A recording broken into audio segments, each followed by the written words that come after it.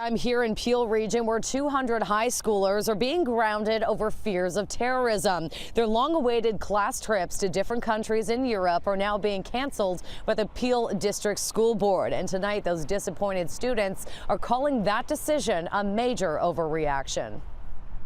And there's no common sense. You would have a higher chance dying getting to the airport than you would have dying of a terrorist attack. It's just, there's a higher chance of the school catching fire and killing us than there is of a terrorist attack.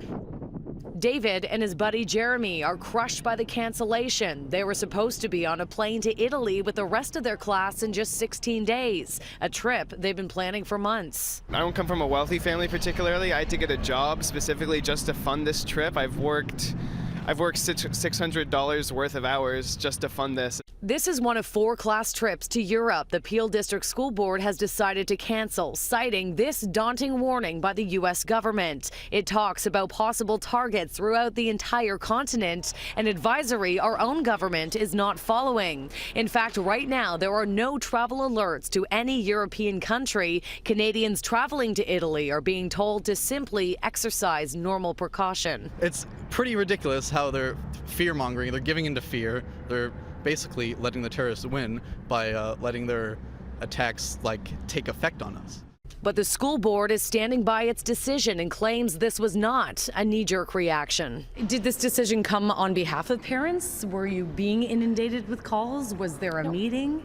So no, there wasn't a meeting. We weren't being inundated with calls at the central level. Now, I can't speak for the schools. What I can tell you, though, is that the travel advisories do say that they don't recommend travel to Europe at this time because of threats, in particular to tourist areas, which is where our students will be headed. But the government of Canada there's no advisories from our own government, and you're not just trusting that? Well, I think, I can't speak for the government of Canada and what they deem to be a threat. What I can tell you, though, is if anyone in the world thinks that there is a threat to safety, we're going to take that seriously, regardless of who it comes from.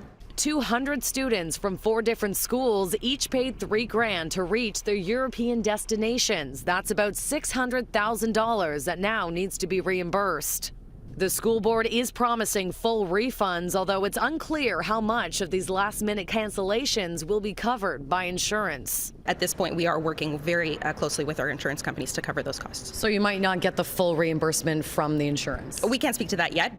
For grade 12 students like David and Jeremy, this was their last chance to take a once-in-a-lifetime trip like this. They both believe that this decision is sending the wrong message to students.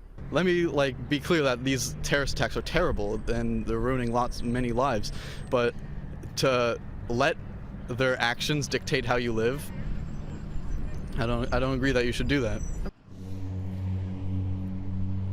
Now, we did call around this afternoon, and I can tell you that no other school boards in the GTA have considered canceling trips to Europe, but I am being told they're constantly monitoring safety concerns in areas where their students are traveling to. Now, this story, of course, came to us from a student, a City News viewer. If you see news in the making, please let us know by email, phone, or Twitter. You can also submit a tip through our website, citynews.ca.